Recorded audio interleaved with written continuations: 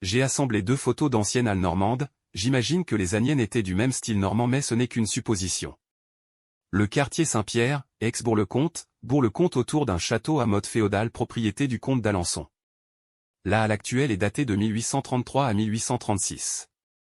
L'architecte Dedeaux en était le maître de l'œuvre.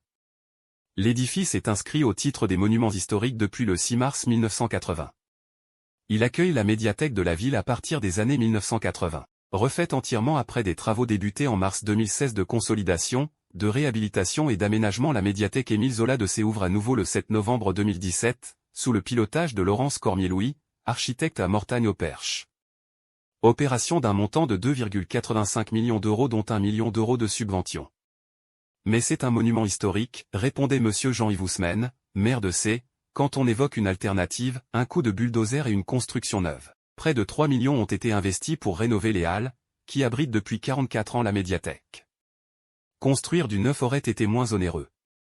Et démolir aurait été vite fait, la charpente n'était pas fixée au mur, confie Jean-Paul Sauvaget, adjoint aux travaux.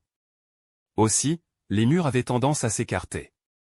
Donc, il a d'abord fallu consacrer 700 000 € à la consolidation du bâtiment vieux de plus de 180 ans, amarrer la charpente et traiter l'humidité dans les piliers heureusement plantés sur un double mur circulaire de 2 mètres de large, et déplacer un transformateur électrique. Puis l'on est entré dans le vif du sujet, ouverture jusqu'en haut pour récupérer des volumes inutilisés et dégager la charpente. Restons sur l'ancien je préfère.